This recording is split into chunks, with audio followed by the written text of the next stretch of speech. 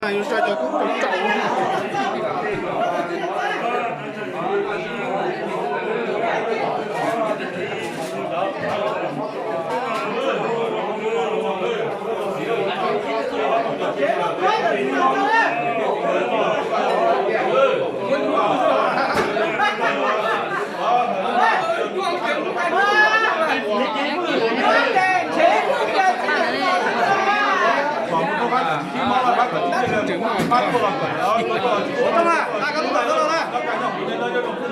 nhau chết à, nhau con nào à?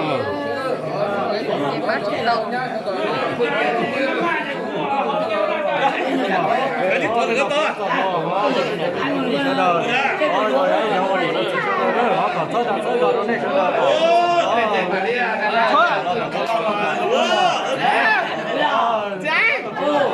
Chế lúc khoan là chỉ là cho nên là quay lúc hướng dẫn cái số nè, đi lúc hướng dẫn cái số nè.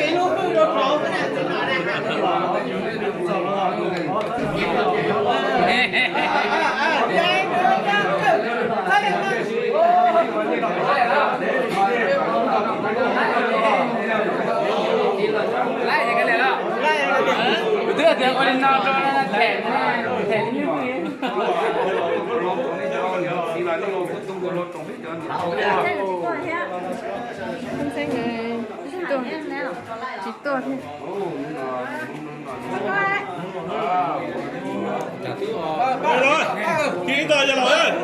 Khi tôi lên cái thế. Đó là.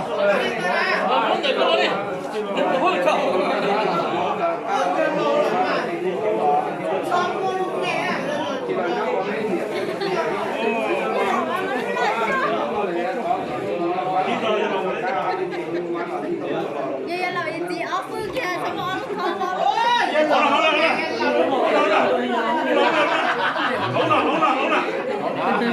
Giờ lâu với tôi không? Giờ lâu tôi không? Không làm cái chứ. Đi ăn mình.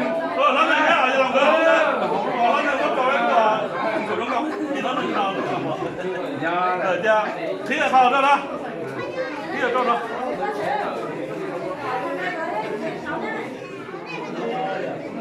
Cái này. Không được rồi. Lọc cái tính nhấp để con này. Xí cho có thức quý dòng hết nè sợ quá tao nói nhờ nó nào tu nha chỉ cần năng chỉ nó cho chỉ chủ phòng nè nhà lồng có nụ phát sinh nè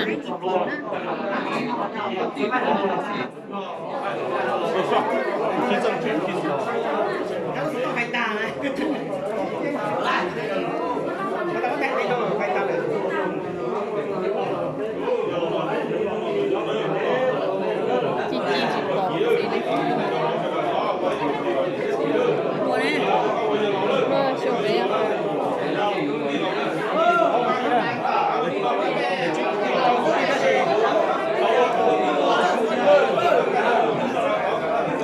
bỏ lỡ những video hấp dẫn.